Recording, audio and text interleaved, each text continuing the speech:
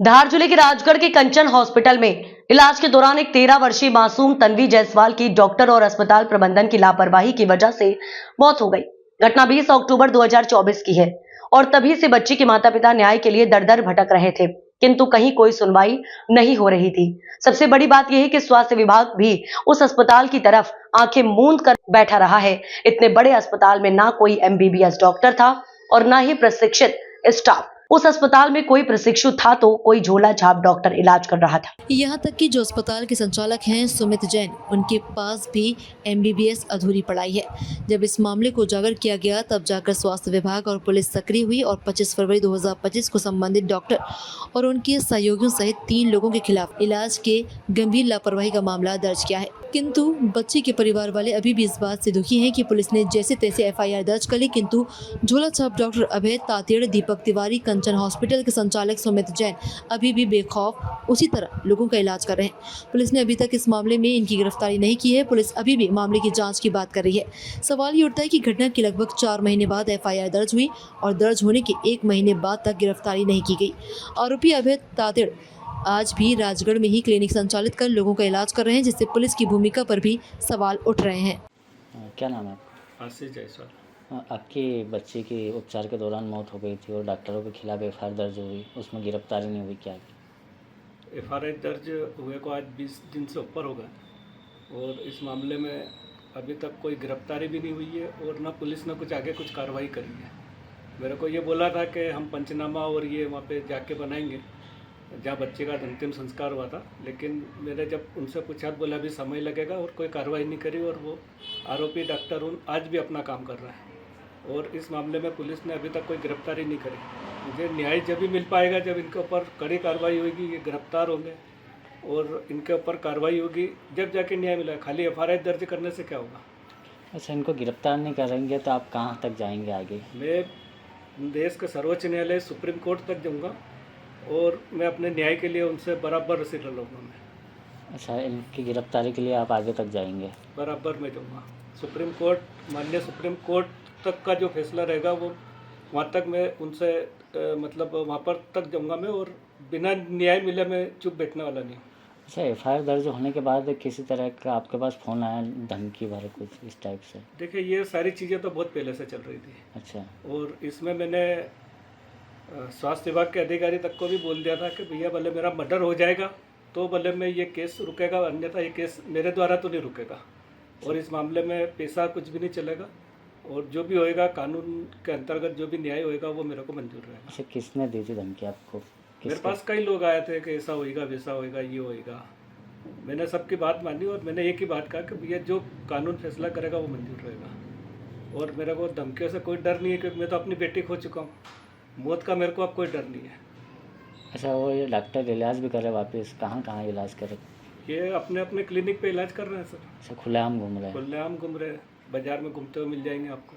अच्छा, ठीक। आपका नाम बता दो। आशीष जायसवाल। ठीक, क्या नाम है आपका? वंदना जायसवाल। अच्छा, आपकी बच्ची की मौत हो गई तो उसके बाद तो डॉक्टरों के खिलाफ प्रकरण दर्ज हुआ, गिरफ्तारी नहीं हुई, क्या? बस आश्वासन ही मिलते भैया हम लोगों को, तो हमारी बेटी चले गई। हमारे सारे त्यौहार ऐसे जा रहे हैं कि हम लोग जानते हैं हमारा घर कैसा है आज, पर उन लोगों के ऊपर कोई कार्रवाई नहीं हो रही है। पुलिस भी बस आश्वासन दे देती है। अच्छा, इसकी शिकायत आपने कहाँ करी? अभी तक गिरफ्तारी नहीं हुई? मेरे हस्बैंड तब से ही दौड़ रहे हैं। 5 महीने कल मेरी बेटी को पूरे हो गए हैं, लेकिन अभी तक हमको कुछ वो नहीं है, मतलब कि क्या होगा आगे क्या नहीं होगा। क्या चाहते हैं आप? मेरी बेटी को न्याय मिलना चाहिए, यही चाहते हैं हम लोग, तो डॉक्टरों की गिरफ्तारी हो।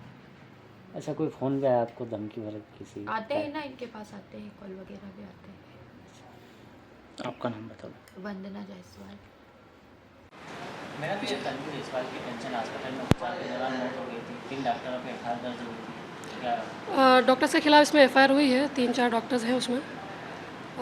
उसमें FIR तो हो चुकी है, अभी जांच में है विषय। गिरफ्तारी भी लेती है? गिरफ्तारी देखिए, उसमें चूँकि डॉक्टर्स के खिलाफ है तो जैसे जैसे उसमें तथ्य आएंगे, जैसे जैसे विवेचना आगे बढ़ेगी तो सबूत के आधार पे फिर उनकी गिरफ्तारी होगी। डॉक्टर तो यहीं पे उपचार कर रहा है?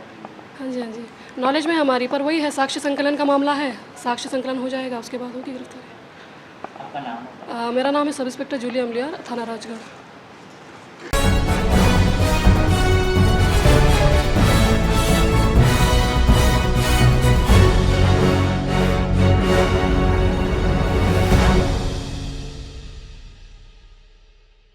सोनभद्र में एक बड़े जालसाज का करतूत खुद की पत्नी ने खोलकर रख दी है।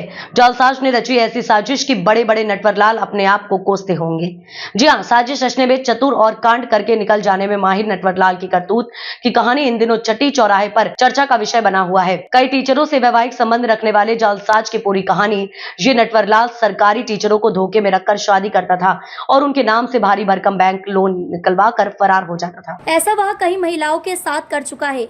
एक महिला अपने इस नटवर लाल पति की खोज में सोनभद्र पहुंची और हकीकत जानने के बाद पुलिस में तहरीर देकर मुकदमा दर्ज कराया है। महिला ने बताया कि शख्स ने अब तक 9 शादी सरकारी नौकरी करने वाली टीचरों से शादी कर करोड़ रुपए ऐंठ कर फरार हो गया। फिलहाल पुलिस ने मामला दर्ज कर आरोपी की खोजबीन कर रही है। सदर कोतवाली में पहुंची तीनों महिलाओं का हंगामा सरेआम देखने को मिला।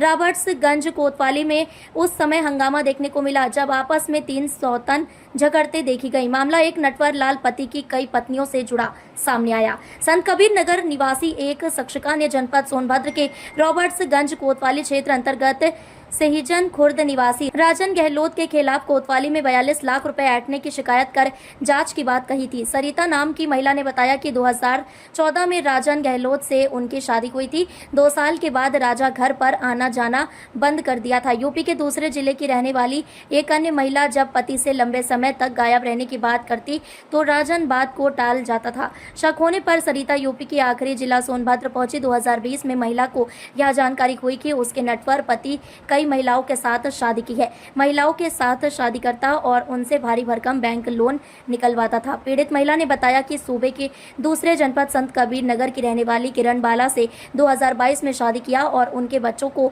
अपने पिता का नाम दिया। किरण बाला से भी 40 लाख रुपए का लोन राजन ने मकान के नाम पर निकलवाया था और मुझे गाड़ी के नाम पर लोन निकलवाया था। महिला ने बताया कि शादी.com से विज्ञापन के जरिए भाई के कहने पर शादी का सिलसिला शुरू हुआ, लेकिन मैंने मना कर दिया था तो इसके मां और राजन मेरे घर पर रिश्ते को लेकर पहुंच गए और मां बेटे मिलकर मान मनोबल करने लगे। फिर 2014 में मेरी शादी राजन से हुई थी। शादी के 2 साल बाद ही घर पर आना जाना बंद कर दिया था।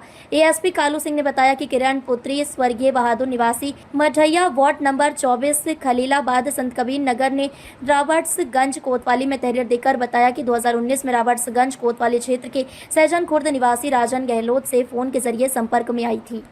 यहाँ क्यों आई हैं आप? सोनभद्र में आज थाने पे आई हैं, क्या वजह है? एक व्यक्ति ऐसा है कि वो कई लड़कियों को शादी के जाल में फंसा करके और पैसे लूटता है। जब नौकरी वाली महिलाओं को, टीचर को शादी के जाल में फंसाता है। शादी करने के बाद लोन निकाल करके अपने जैसे जब तक पैसा रहता तब तक पैसा ले लेता है, उसके बाद पीछा खींच लेता है, उसके बाद भाग जाता है वो। हाँ, और फिर वही मेरे साथ भी ऐसा हुआ और मैं भी परेशान हूँ। शुरू से बताइए क्या हुआ था, कैसे उसके जाल में फंसी आप, कैसे उसके संपर्क में आई आपको, कैसे? किसी के द्वारा संपर्क में आई। हाँ, और कहा कि मेरे घर कोई नहीं है, मेरी पत्नी एक्सपायर कर गई और मेरे बच्चे नहीं हैं, कोई नहीं है। और बाद में पता चला कि और आप कर विभाग में सर्विस करते हैं और इस वजह से फिर उसने शादी किया और लोन निकलवाया। लोन निकलवाने के बाद क्या हुआ कि सब अब भाग गया। कितना लोन निकलवाया? 43 लाख। 43 लाख। ये भी बताया था कि हम सर्विस करते हैं। हाँ, बाद में पता चला कि सर्विस नहीं करता है। अच्छा, तो मतलब कैसे, मतलब आपको क्या लगता है कि और भी कुछ केसेस आए? 8-9 केसेस हैं। अच्छा। 9। एक रजनी नाम की लड़की महिला है, उससे 2 बेटियां हैं और एक बबीता नाम की और एक सरिता और एक किरण और भी ऐसे करीब 8-9। तो खाली क्या सरकारी टीचरों को ही फंसाता है? क्योंकि वेतन से पत्नी, हमारी पत्नी है, तब तक जब पैसा निकालना रहता पत्नी है और पैसा निकलवा लेता है, लोन निकलवा लेता है, उसके बाद पैसा लेकर के गायब। किसी के कार खरीदने के लिए तो साथ में तो या तो मकान लेने के लिए, ज़मीन लेने के लिए पैसे निकलवा करके हाँ भाग रहे। नाम है आपका? सरिता नाम है सर। प्लीज बोलिए। सरिता नाम। क्या हुआ था आपके साथ? क्यों यहाँ थाने पे क्यों आई? क्या हुआ? सर, मेरी शादी 2014 में हुई है राजन गहलोत से। 2 साल के बाद आना जाना बंद कर दिए। जब एक साल पहले मैं पूछना शुरू, कुछ बताए ना, जब मुझे थोड़ा सा शक हुआ तो मैं यहाँ आना शुरू की तो मेरे साथ रहें ना भाग जाए, किसी दिन ना रहें। तब मैं जानी, तब 2020 में इसके पीछे जब पड़े तो पता चला 55-56 शादियाँ इसने किया और हमसे पैसा भी लोन भी ले लिया। दूसरी महिला है किरण बाला हैं, संत कबीर नगर से, उनसे भी 2022 में शादी किया, बच्चे के नाम के साथ अपना नाम जोड़ा, उनके साथ पति बना और उनसे 40 लाख रुपया ले लिया। इस तरह कैसे लोन कैसे लिया? मकान के लिए लिया है, उनसे मकान के लिए लिया, मुझसे गाड़ी के लिए लिया है। क्या लोन निकलवा था? जी जी जी। अच्छा, तो मतलब क्या कैसे करता था? कैसे किस तरह से करता था ये? क्या तरीका क्या था इसका? तरीका कि हम गाड़ी लेंगे, हमको दो, हम पति हैं। ने शादी करने का के लिए क्या शादी तरीका अपनाता था? डॉट कॉम से किया था। आप कैसे इसके संपर्क में? जी, शादी .com से किया था। क्या हुआ था बताएं? शादी .com पे डाला था पेपर में, तुम्हारे भाई देखे, तब उन्होंने कहा तो इसके वहाँ गए देखने, तब ये हमको देखने आया। उसी बाद जो है शादी का सिलसिला शुरू हुआ। फिर मैंने इनकार कर दिया था शादी इससे। फिर इसकी माँ ये दोनों लोग गए हमारे घर, गिड़गिड़ाना, रोना पीटना सब शुरू किए। तो कहा हम ऐसे नहीं पापा जैसे आप समझ रहे हैं। तब जाके फिर दोबारा शादी के लिए दोबारा पड़ी। शादी कब किया था आपसे? 2014 में किया है शादी। तो ये बताइए कि 14 से लेकर आज तक नहीं जान पाई आप? नहीं, 2 साल के बाद ये आना जाना बंद कर दिया। 2016 में आना जाना बंद कर दिया।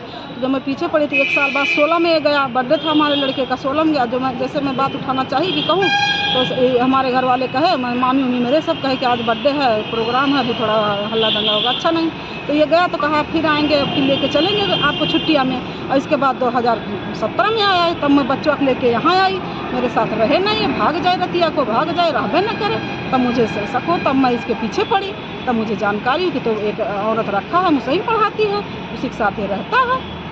अच्छा, यहाँ सोनभद्र में? हाँ, इसके घर 6 महीना रही है मुसही। मतलब एक और औरत, तीसरी औरत? हाँ, उसके यहाँ घर पे 6 महीना, मतलब इसके घर में रही। तो दंगा उंगा हुआ, घर हमको ला के इसको यहाँ कमरा दिला दिया मार्केट में। तो आप क्या करती हैं, कहाँ की हैं आप? हम अम्बेडकर नगर से हैं। अच्छा, तो जो पीड़ित दूसरी महिला भी, वो भी ये शादी .com से ही हुआ था? उनका कोई बताया था रिलेशन में। अच्छा, रिलेशन। आप करती क्या हैं? हम टीचर हैं सर। सरकारी टीचर हैं? जी।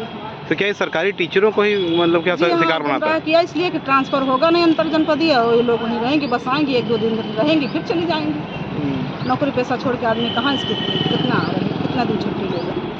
तो एप्लीकेशन दिया आपने थाने में? हाँ, थाने में दे दिया। पहले भी दिए थे हम, जब 2020 में आए तभी हम चुर्क में दे दिए। दर्ज हो गया? हाँ, मुकदमा दर्ज अपने वहाँ से किए, अपने जिले से किए।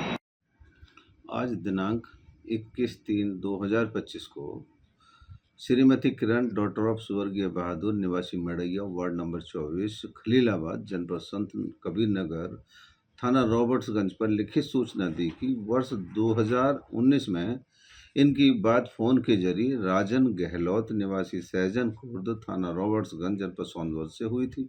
उसी समय राजन गहलोत ने अपने को आबकारी विभाग में नौकरी करना बताया। आवेदिका ने वर्ष 2022 में बनारस में मंदिर में राजन से शादी कर ली। आवेदिका वर्तमान में जूनियर हाई स्कूल में सहायक अध्यापिका के पद पर कार्यरत है। राजन आवेदिका के साथ वर्ष 2024 तक रहा है। इसी बीच राजन ने मुझसे ज़मीन व मकान लेने के नाम पर 42 लाख रुपए का लोन लेवाकर हड़प लिया। मेरे एक बच्चा भी है जो 10 वर्ष का है, उसके नाम भी इसने अपने पिता के नाम पर अपना नाम लिखवा दिया है।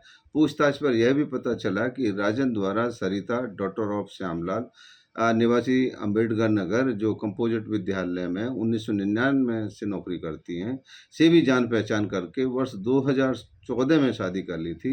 उससे भी एक बच्चा है। वर्ष 2016 में सरिता ने राजन के खिलाफ मुकदमा अपराध संख्या 16/22 अंडर सेक्शन 498A 323 406 504 495 IPC व 3/4 DP एक्ट महिला थाना अम्बेडकर नगर में लिखाया था, जो विचाराधीन है। पूछताछ के दौरान यह भी ज्ञात हुआ कि वर्तमान में राजन सिंह किसी नीलिमा सिंह नामक महिला के साथ रह रहा है।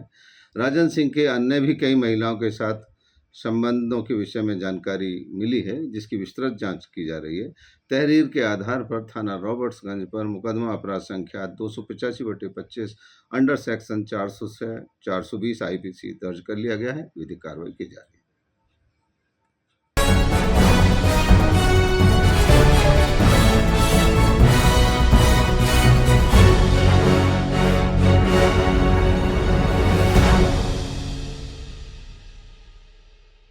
उज्जैन के महाकाल मंदिर में दर्शन के नाम पर श्रद्धालुओं से रुपए लेकर ठगी करने के मामले में महाकाल थाना पुलिस ने चार्जशीट कोर्ट में पेश कर दी है। मामले में 14 आरोपियों के नाम और 42 गवाहों के बयान दर्ज हैं। खास बात यह है कि मंदिर समिति से जुड़े 10 आरोपी जेल में हैं, जबकि 4 आरोपी अभी भी फरार हैं। महाकाल थाना प्रभारी नरेंद्र परिहार ने बताया कि मामला दिसंबर माह का है, जब महाकाल मंदिर आने वाले श्रद्धालुओं से रुपए लेकर दर्शन करने के मामले का बड़ा खुलासा हुआ।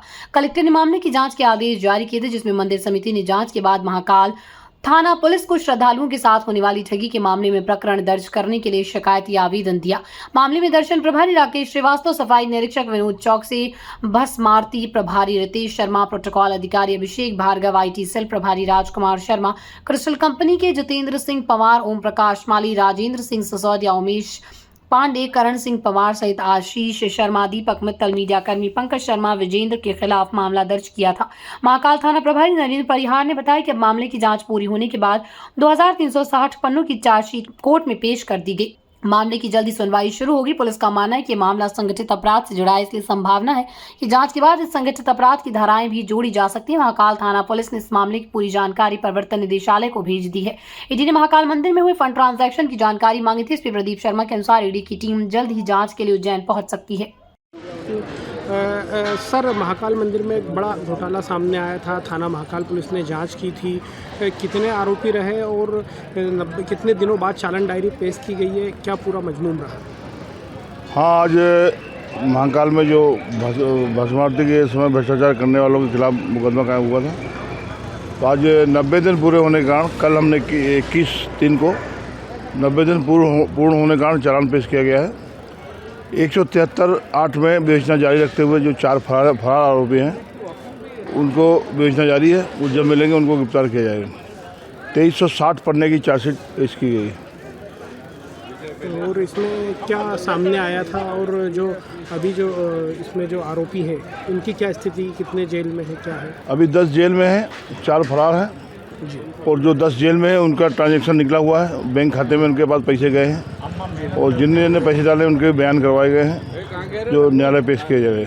चालान डायरी में क्या मेन सबूत थे जिनके खिलाफ इन आरोपियों? चालान डायरी में मेन सबूत ये है कि उसके बैंक में जो ट्रांजैक्शन हुआ है, जिन्होंने भस्मारती कराई है, जिन्होंने पैसे दिए, उन्होंने खुद आकर बोला है कि हमने भस्मारती के इतने पैसे दिए थे, इन्होंने हमारी भस्मारती कराई थी। जो जिन लोगों ने कराई, क्या सब उज्जैन के कि बाहर के भी उसमें? बाहर के लोग आते हैं, वो लोकल वालों को पैसे देते हैं, लोकल वाले फिर करवाते हैं। अच्छा, किस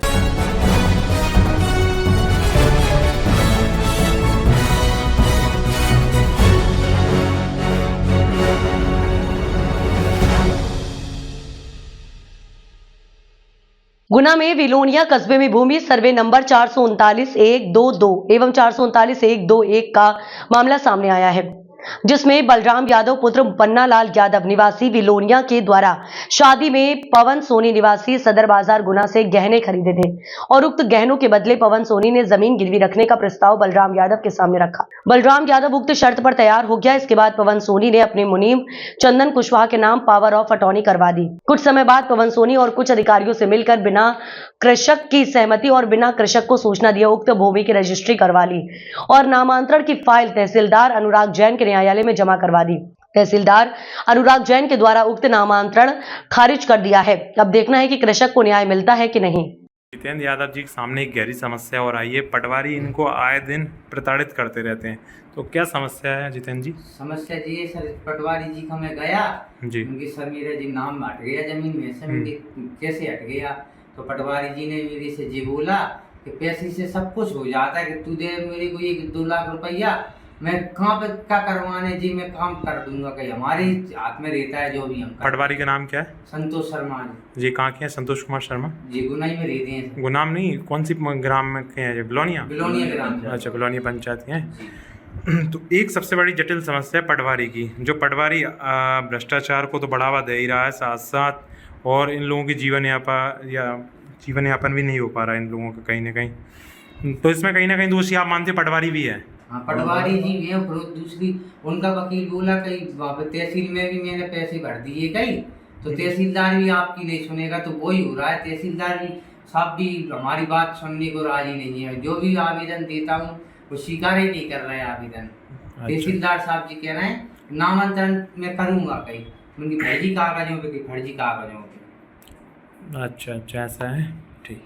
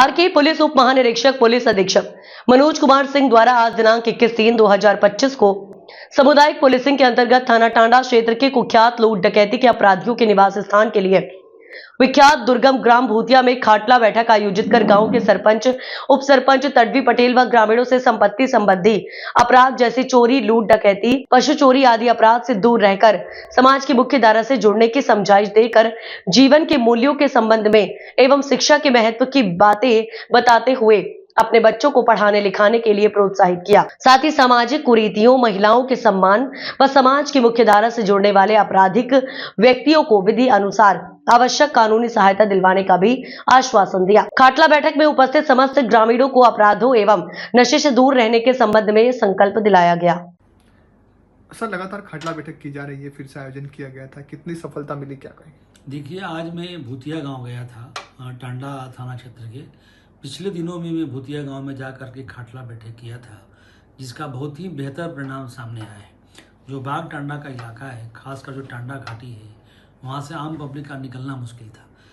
मेरे बेहतर संवाद करने से, खाटला बैठक करने से लोगों में जो पुलिस के प्रति भरोसा जगा है और जिस तरह से अपराध की दुनिया को छोड़ करके समाज की मुख्य धारा से जुड़ने का लोगों ने संकल्प लिया है, उसी का परिणाम है कि हम आज खुले तौर पे जा कर के उनसे बात करते हैं और वो लोग सामने आकर के खुलकर अपनी बात कहते भी हैं। उसी क्रम में आज भूतिया में पुनः मैंने खाटला बैठक लिया।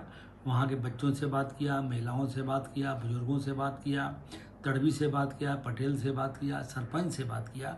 सभी ने एक स्वर में बताया कि सर, हम लोग अपने पुरानी आदतों को छोड़ करके हम लोग समाज के मुख्य धारा से जुड़ना चाहते हैं और सब लोगों ने अपराध से दूर रहने का संकल्प लिया। मैं आज टांडा थाने का पूरा जो अस्थायी वारंट की सूची है उसको भी साथ लेकर गया था। आज के डेट में 149 ऐसे अस्थायी वारंट हैं जो भूतिया गांव के हैं। तो मैंने सूची ले जाकर उनको बताया कि आप सबको लेकर के आइए, इनको कानूनी हम हेल्प करेंगे। अगर ये संकल्प लेते हैं कि आज के बाद हम कोई अपराध नहीं करेंगे तो उनको हम कानूनी सहायता प्रदान करके उनकी वारंट तामीली कराएंगे। तो लोगों ने भरोसा जताया है और बोला है कि सर, हम धीरे धीरे सब लोग पेश हो जाएंगे और निश्चित तौर पे हम अपराध से दूर रह करके अच्छा जीवन जीना चाहते हैं। वहाँ के स्कूल की व्यवस्थाओं को देखा कि किस तरह से बच्चे पढ़ रहे हैं, कौन कौन बच्चे पढ़ने जा रहे हैं, शिक्षा की बात बताई, महिलाओं के सम्मान की बात बताई और जो वहाँ के रास्ते हैं उस पर मैंने पैदल भ्रमण किया। तो मुझे लगता है कि मेरे बेहतर संवाद का खाटला बैठक के माध्यम से एक बहुत ही अच्छा परिणाम आया है, जिस कारण से बाग, टांडा, गंधवानी क्षेत्र में प्रॉपर्टी ऑफेंस में सुधार आया है। और सुधार के अलावा अपराध की गिरावट के तो अलग है, लोगों के माइंड सेट में एक परिवर्तन आया है, लोगों के दृष्टिकोण में, सोचने के तौर तरीके में परिवर्तन आया है और एक बेहतर संवाद के माध्यम से एक भरोसा पैदा हुआ है जिसका दूरगामी प्रभाव और अच्छा होने वाला है। और निश्चित तौर पे जो अपराध में लिप्त अपराधी हैं वो समाज की मुख्य धारा से जुड़ेंगे। ये मेरा उद्देश्य था। इसी के साथ मैं आज भूतिया गांव में पुनः गया था और लोगों ने पूरा भरोसा दिलाया है कि हम पुलिस के साथ रह करके अच्छा काम करेंगे, अच्छा जीवन जिएंगे। ये खाटला बैठक का मेरा उद्देश्य था। तो मेरी तक यह बात आई थी कि भूतिया गांव बहुत ही नोटोरियस गांव है, 100% वहाँ पे लोग आपराधिक प्रवृत्ति के हैं और इस गांव के लोग जो वारदात करते हैं उसके भय से आम जनता लोग पुलिस भी गांव में नहीं जाती है। तो सबसे पहले राजपूत जेल में जो भूतिया के लोग बंद थे उनसे मैं संवाद स्थापित करने गया। वहाँ जाकर के मालूम हुआ कि भूतिया गांव के लोग जिस जिंदगी को जी रहे हैं तो वहाँ संवादहीनता बहुत है। इसको लेकर के इसको एक चुनौती के रूप में मैंने स्वीकार किया और मेरा सौभाग्य रहा कि मेरी पदस्थापना एसपी धार के रूप में हो गई, जहाँ जिस जिले में भूतिया गांव पड़ता है। तो मैं आने के साथ ही भूतिया गांव के टोपोग्राफी को, यहाँ के लोगों को, यहाँ के आबो हवा को, यहाँ की संस्कृति को समझने का प्रयास किया और समझने के बाद जब मैं पता चला इस गांव में आज से 4-5-6 साल पहले जब पुलिस आई थी, कोई दबिश देने आई थी तो पुलिस पे अटैक हो गया था, लोग भागे थे, बहुत दिक्कत गया था। तो मैं बेहतर तरीके से संवाद कैसे स्थापित हो इस पर लगातार मैंने वर्क किया। इन लोगों को अपने ज़िले में बुलाया, फोन से बात किया और यहाँ के जो आपराधिक प्रवृत्ति की मानसिकता थी उसको दूर कैसे किया जाए, इस साइकोलॉजी के साथ मैंने काम करना शुरू किया। यहाँ के सरपंच जो थे वो पहले ऑलरेडी बंद थे अलीराजपुर जेल में, वहीं से उनसे मैंने संवाद किया, उनसे वार्तालाप किया, जो महत्वपूर्ण लोगों थे उनसे बात किया, उनको लीगल एड दे करके, कानूनी सहायता दे करके उनको वहाँ पे छुड़वाया इस शर्त के साथ, इस बातचीत के साथ कि आप गांव में जाओ, गांव के लोगों को बताओ कि पुलिस आपके दुश्मन नहीं है, हम आपको सुधारना चाहते हैं, न कि आपको दंड देना चाहता है। तो मुझे बहुत खुशी है कि जो लोग उस गांव में मुझे मिले थे, गांव के मिले थे राजपुर जेल में आकर के, सब लोग आकर के मेरा यहाँ हेल्प किए और एक बेहतर संवाद स्थापित करने का प्रयास किया। मुझे यह बताने में बहुत हर्ष है और खुशी की बात है कि पिछले 1 साल में चुनाव हो, विधानसभा चुनाव था, लोकसभा चुनाव था, इसके अलावा कई बार मैं यहाँ खाटला बैठक करने आया। खाटला बैठक में यहाँ के बच्चे भी मिले, महिलाएं मिली, पुरुष मिले, हर तरह के लोग मिले, युवा वर्ग मिला। युवाओं से मैंने अपील किया कि आप लोग ये अपराध करना छोड़िए, आपका जो भी कानूनी सहायता है उसको हेल्प करके आप दृष्टिकोण अपना चेंज करिए। इसके अलावा संसार बहुत बड़ा है, दुनिया बहुत बड़ी है, समाज बहुत वाइड है। तो सब लोगों ने बहुत गहनता से मेरी बात को सुना और सुनने का परिणाम ये हुआ कि आपके सामने आज सब लोग बैठ के मेरे साथ चाय पिया, सब लोगों ने, हम लोग एक साथ फल खाए, फ्रूट्स खाए, महिलाएं थी, बच्चे थे, सब लोग थे। तो पिछले 1-1.5 साल में मुझे नहीं लगता है कि इस गांव की कोई शिकायत आई है। एक कम्युनिटी पुलिसिंग के माध्यम से जो खाटला बैठक हम लोगों ने किया और उसका परिणाम था कि बहुत बेहतर संवाद हमारा स्थापित हुआ है। ये हमारे गांव के पटेल साहब हैं, इनसे लगातार मैं संपर्क में। सरपंच कहाँ हैं? ये हमारे गांव के सरपंच हैं। ये सरपंच जब मैं राजपुर में था तो उस समय ये जेल में थे। आज देखिए कितने अच्छा से मेरे साथ बात करते हैं, बैठते हैं और गांव के लोगों को हमारी बात पहुंचाने में, संवाद स्थापित करने में इनका बहुत बड़ा रोल था। सचिव भी होंगे आसपास, दौड़ के आइए आप भी। यहाँ इस गांव के सचिव हैं, इस सचिव का भी बहुत बड़ा कंट्रीब्यूशन है। मतलब संवाद स्थापित करने में सरपंच हो गए, सचिव हो गए, पटेल हो गए, इनकी बातों के माध्यम से गांव के लोग इकट्ठा करते थे, बात करते थे। दूसरी बात ये थी कि जब भी लोग पुलिस का नाम सुनते थे कि पुलिस आने वाली है, एसपी तो दूर, थाना प्रभारी का नाम सुन लिया, बीट के जो कर्मचारी थी उनके नाम सुन लिया, सभी जंगलों में भागते थे, पहाड़ों पे भागते थे कि पुलिस पकड़ने आएगी, पुलिस के साथ कौन जाएगा। तो एक स्थिति ऐसी बनी कि जब हमने स्थापित करना शुरू किया संवाद इनसे, तो सब लोग बात को समझे और समझने का परिणाम हुआ कि सब लोग इकट्ठा होकर के हमारी बात सुनने का प्रयास किया।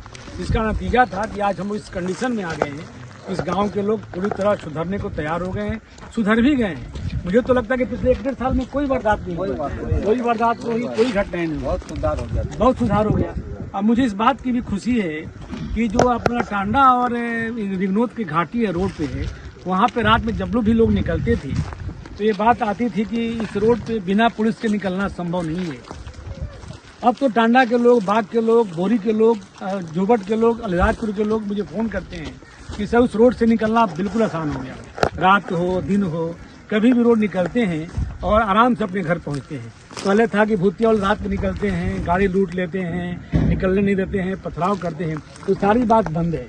पिछले 1-1.5 साल में मुझे कोई ऐसी घटना नजर नहीं आई है जिसे भूतिया के लोग, जानता के लोग, होली बड़ा के लोग जा करके रोड पे कोई वारदात की। सर खेती किसानी आपने सिर्फ यहाँ के लोगों पर जो आपराधिक प्रवृत्ति थी उसी को नहीं सुधारा, बल्कि अभी हमने लोगों से यहाँ फीडबैक लिया। लोगों का कहना है कि स्कूल जाने लगे हैं बच्चे, खेती करने लगे हैं, कुएं खुदवाने लगे हैं, बिजली आने लगी। ये तो आपका विषय नहीं था, लेकिन ये सब बदलाव कैसे नहीं? जब तक किसी भी गाँव की, समाज की पृष्ठभूमि को हम नहीं समझेंगे कि आखिर अपराध की जगत में, अपराध की दुनिया में लोग क्यों है, किस तरह से, क्या ऐसा वातावरण बना, क्यों ऐसी समस्याएं, परिस्थितियाँ आई जिस कारण से लोग अपराध की दुनिया में आए, अपराध करने लगे। तो मुझे जब संवाद स्थापित हुआ तो मुझे ये लगा कि इस गांव में खेती के प्रति इनका रुझान नहीं है, सिंचाई का साधन कम था, स्कूल था, बच्चे स्कूल जाते नहीं थे, शिक्षक समय पे आ रहे हैं, समय पे नहीं आ रहे हैं, फसलों की कटाई का समय है, कटाई में पुलिस आके पकड़ ले गई, भय का माहौल बन गया, फसल की कटाई नहीं हो रही है। तो बेसिक प्रॉब्लम से महिलाओं में भय था कि कोई महिलाएं पुलिस को देखे तो आती ही नहीं, तो फसल कटाई हो रही है, पुलिस की गाड़ी आ रही है, लोग के भाग के खड़े हो गए और फसल वैसे की वैसी पड़ी है। तो मैंने इस दिशा में काम करना शुरू किया। तो विभाग है शासन का, कलेक्टर साहब हैं, जिला पंचायत है, यहाँ के BDO हैं, DO हैं, सबसे बात करके मैंने प्रयास किया कि सबसे पहले इनमें एक भय का जो वातावरण बना है उसको दूर किया जाए। उसको दूर करने के लिए मैंने स्कूल की व्यवस्था को ठीक करने का प्रयास किया। स्कूल में टीचर आने लगे, मैं गाँव के सभी बच्चों से अपील किया, उनसे बात किया कि आप स्कूल आइए, स्कूल में बच्चों को पढ़ाइए। तो सारे बुजुर्ग लोग अपने बच्चों को स्कूल भेजते हैं।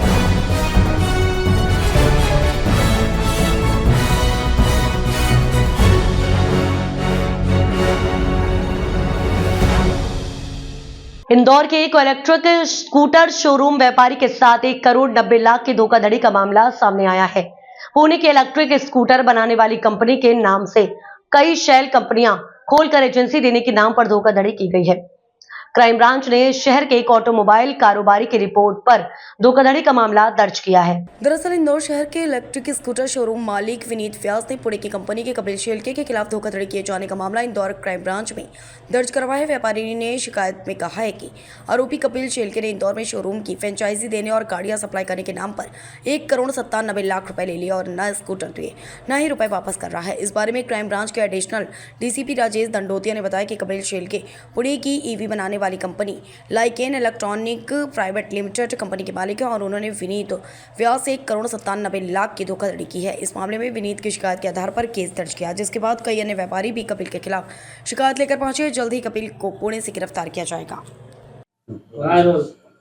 यहाँ पर एक जो इंदौर में एक विनीत व्यास है आवेदक, उनके द्वारा ये बताया गया था कि उनके जो लाइकेन इलेक्ट्रिकल्स प्राइवेट लिमिटेड जो पूना की कंपनी है, जिसमें कि कपिल शेलके की कंपनी है, इनको टू व्हीलर जो स्कूटर होता है इलेक्ट्रिक स्कूटर, उसकी एजेंसी के लिए उन्होंने बात की थी और एजेंसी के लिए प्रथम किस्त उन्होंने भेजी थी 82 लाख जो उन्होंने ऑनलाइन ट्रांसफर किए थे और यहाँ पर शोरूम के लिए उन्होंने लगभग 60 से 70 लाख रुपए खर्च कर दिए थे। और उन्होंने जब डिलीवरी मांगी टू व्हीलर स्कूटर की तो उन्होंने मोबाइल बंद कर दिया और जब वहां पर गए तो कहीं कोई किसी प्रकार का वो फरार था। उसने और भी लोगों से धोखाधड़ी की है, ऐसी बात समझ में आई।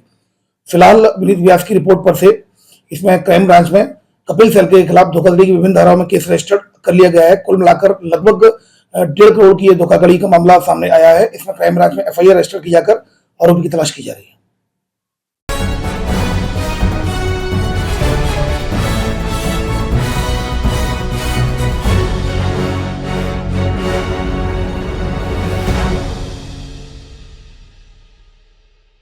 ग्वालियर में प्रदेश सरकार के कृषि मंत्री इंदल सिंह कंसाना के द्वारा रेत माफियाओं को पेट माफिया बताए जाने के बाद अब से सियासत तेज हो गई है और विपक्ष भी हमलावर नजर आ रहा है। आपको बता दें कि कल भोपाल में बजट सत्र की कार्यवाही के दौरान प्रदेश सरकार के कृषि मंत्री एवं मुरैना विधायक इंदल सिंह कंसाना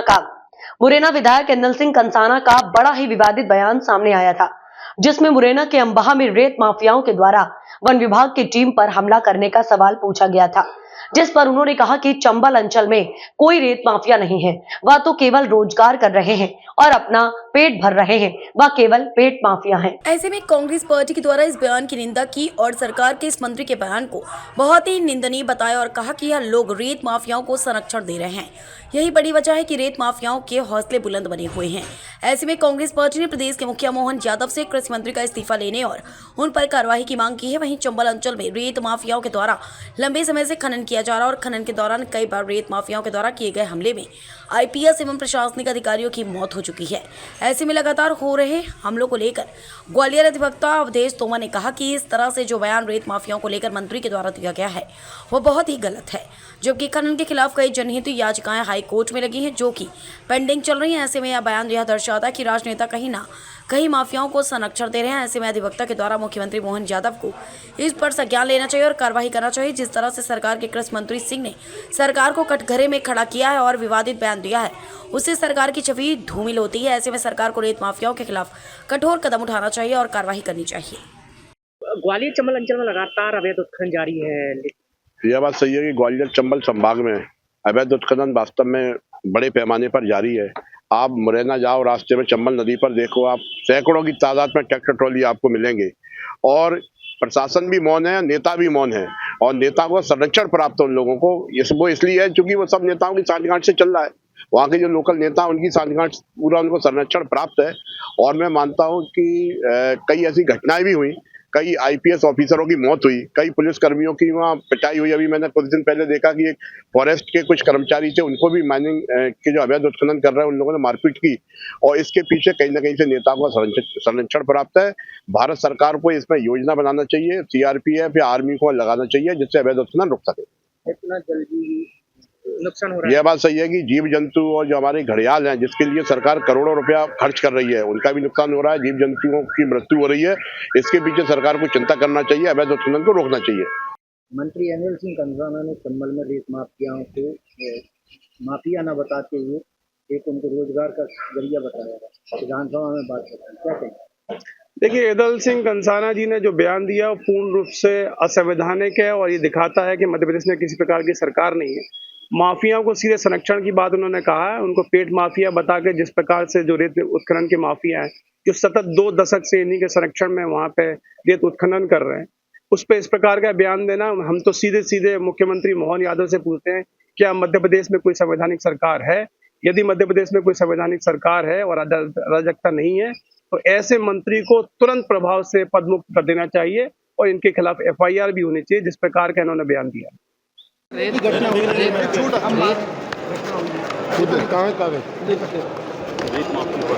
क्या हो गया? अम्बा में रेत माफियाओं ने वन कर्मियों पे हमला किया। और कहाँ सर वन कर्मियों पे हमला किया है रेत माफियाओं ने, क्या कुछ कहेंगे? कहाँ है माफिया? अम्बा कोई रेत माफिया नहीं है, पेट माफिया है। पेट पालना कर रहे हैं। रेत माफिया उसे कहते हैं कि एक व्यक्ति के लिए वो काम करें। ये रेत माफिया नहीं है। कहाँ की घटना बता रहे हो आप? अम्बा की। चलो जानकारी लेते हैं, लेकिन रेत माफिया मेरे ख्याल से मुरैना में तो है नहीं कहीं। कोई रेत कर्मियों पे हमला किया, मारपीट करी, तो आपको क्या लगता है कि वो साधारण लोग थे? नहीं, कानून अपना काम करेगा। अगर किसी शासकीय कर्मचारी पे हमला किसी ने किया है तो कानून अपना काम करेगा।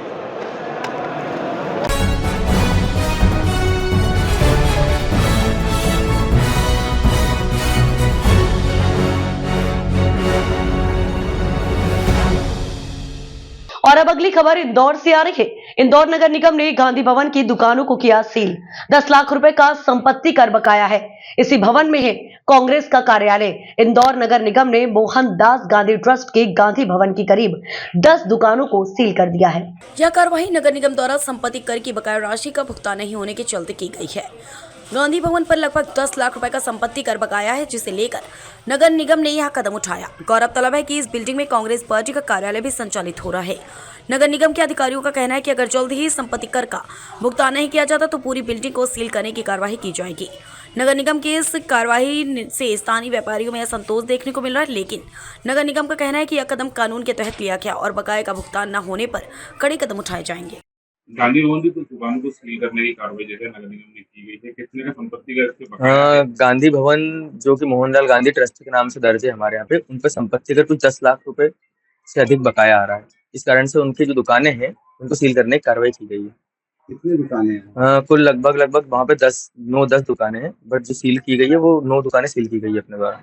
अगर टैक्स जमा नहीं होता तो बिल्डिंग को सील कर दिया जाएगा? अभी वर्तमान में तो हमारे पास जो पावर है सील करने के, व्यावसायिक प्रतिष्ठान को सील किया जा सकता है, तो हमारे द्वारा व्यावसायिक प्रतिष्ठान को सील किया गया है।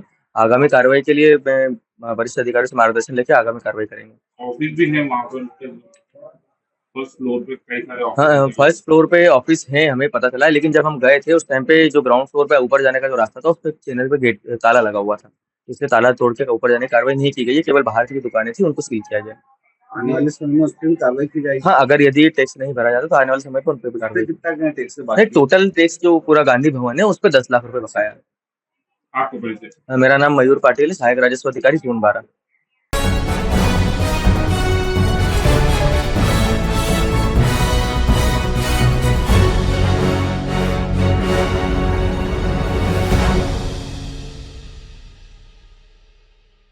और अब अगली खबर ग्वालियर बागेश्वर धाम के पीठाधीश्वर धीरेन्द्र शास्त्री शनिवार को ग्वालियर जिले के डबरा पहुंचे, जहां उन्होंने नवग्रह मंदिर के भव्य निर्माण के लिए पूर्व गृह मंत्री नरोत्तम मिश्रा और उनके परिवार की जमकर तारीफ की। बताया जा रहा है कि डबरा में बना नवग्रह का मंदिर एशिया का सबसे बड़ा मंदिर है। लगभग 12 एकड़ में बनाए गए इस मंदिर घर के निर्माण कार्य में सैकड़ों करोड़ की लागत आई है। अनूठी शैली में बनाया गया ये मंदिर गोलाकार है और ये 108 पिलर है के ऊपर बनाया गया है। धीरेन्द्र शास्त्री ने नवग्रह के इस मंदिर का अवलोकन किया और कहा कि यह अद्भुत और अकल्पनीय पीठ है जो मन को प्रसन्नता देती है। जल्द ही इस मंदिर का लोकार्पण किया जाएगा।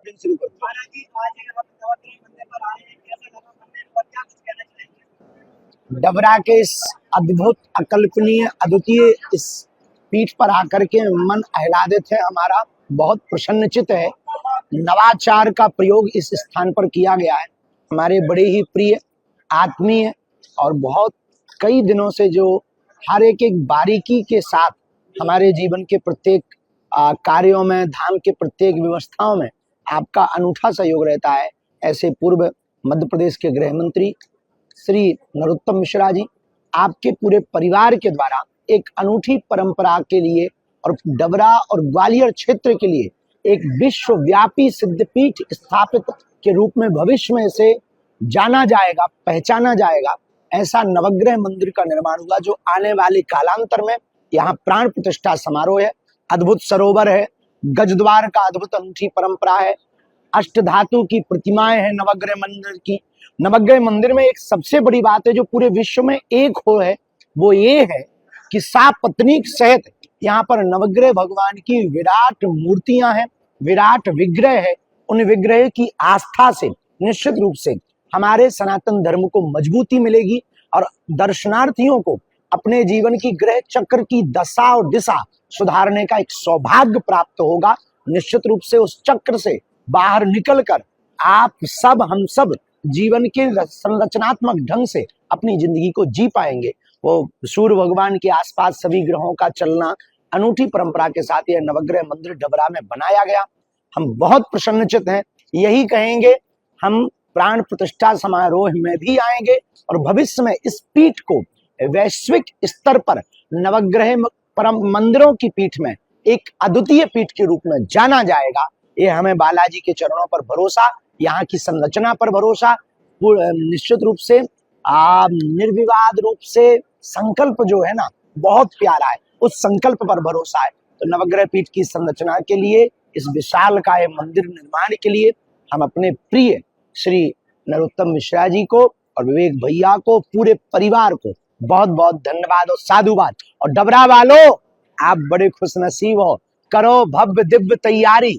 बस कुछ ही दिन में नवग्रह मंदिर की प्राण प्रतिष्ठा में आएंगे मुगदरधारी।